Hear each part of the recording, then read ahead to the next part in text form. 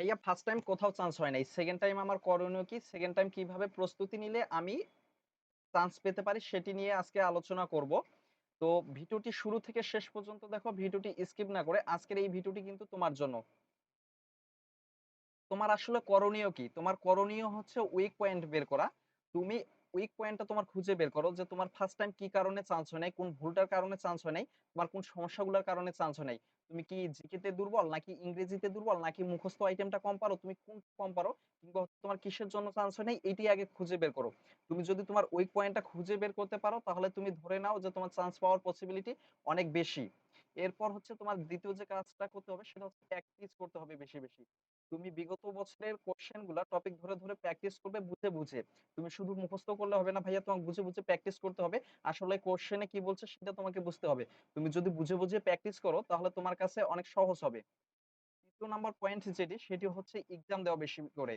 তুমি এক্সাম যদি বেশি করে দাও তাহলে তুমি তোমার উইক পয়েন্ট গুলো বের করতে পারবে, যে তুমি সেকেন্ড টাইম প্রস্তুতি শুরু করছো, এক্সাম দিতেছো।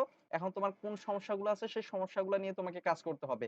তুমি দেখা যায় যে একটা টপিক খুব ভালো পারো আর একটা টপিক পারো না। তো তুমি যখন এক্সাম দিবা, তো এক্সাম দেওয়ার কারণে যে টপিকটা কম পারো সেটা কিন্তু তুমি হচ্ছে তোমার সমস্যাটা খুঁজে বের করতে পারবে। সেজন্য তোমাকে বেশি বেশি কিন্তু এক্সাম দিতে হবে। ৪ নাম্বার পয়েন্ট হচ্ছে তোমাকে ৭ থেকে ৮ ঘন্টা প্রতিদিন পড়তে হবে।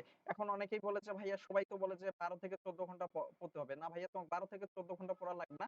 তুমি যদি নিয়ম নিয়ম করে রুটিন মাফিক ৭ থেকে ৮ ঘন্টা পড়তে পারো শুরু থেকে শেষ পর্যন্ত, তাহলে আমি তোমাকে বলতেছি তুমি চান্স পাবে। এটা তুমি লিখে নাও যে ভাইয়া বলছে তুমি চান্স পাবে।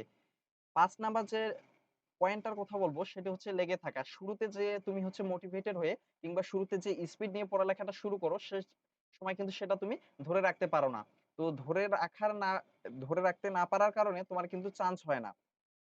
তো যারা চান্স পায় দেখবে ওরা হচ্ছে শুরু থেকে যেভাবে মোটিভেটেড হয়ে বা হচ্ছে শুরু থেকে যে স্পিডে পড়ালেখা করে শেষ পর্যন্ত সেভাবেই লেগে থাকে।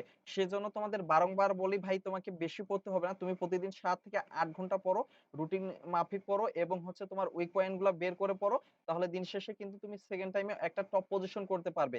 কারণ সেকেন্ড টাইম দিয়ে অনেক স্টুডেন্ট আমার অনেক টপ পজিশন করছে, কুমিল্লা বিশ্ববিদ্যালয়, রাজশাহী বিশ্ববিদ্যালয়, গুচ্ছতে এবং হচ্ছে সবগুলাতেই কিন্তু টপ পজিশন করছে। তাহলে ওরা যদি পারে তাহলে তুমি কেন পারবে না? দিন শেষে ওরাও ২৪ ঘন্টা সময় পায়, তুমিও ২৪ ঘন্টা সময় পাও। এখন তোমাকে বুঝতে হবে আসলে তুমি এই ২৪ ঘন্টার ভিতরে কোথায় তোমার হচ্ছে সময়টা ব্যয় করতেছো। তুমি কি পড়ালেখার ভিতরে সময়টা ব্যয় করতেছো, নাকি হচ্ছে ফোনের ভিতরে ব্যয় করতেছো?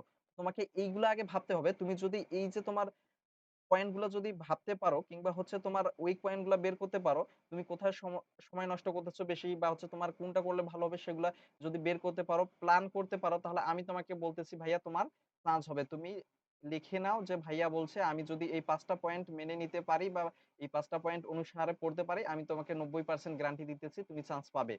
তো আজকের ভিডিওটি এই পর্যন্ত। তোমরা সবাই ভালো থেকো, সুস্থ থেকো। তোমরা যারা ফেসবুক পেজ থেকে আমাদের ভিডিওটি দেখতেছো, আমাদের পেজটি ফলো দিয়ে রাখতে পারো। আমাদের পেজের নাম বিশ্ববিদ্যালয় ভর্তি গাইডলাইন ইওর মেন্টর। এবং যারা ইউটিউব চ্যানেল থেকে ভিডিওটি দেখতেছো, ইউটিউব চ্যানেলটি সাবস্ক্রাইব করে রাখো পরবর্তীতে এরকম গাইডলাইন মূলক ভিডিও পেতে এবং ক্লাস পেতে। তোমরা সবাই ভালো থেকো। তোমাদের স্বপ্ন পূরণের সারথি হয়ে থাকতে চাই।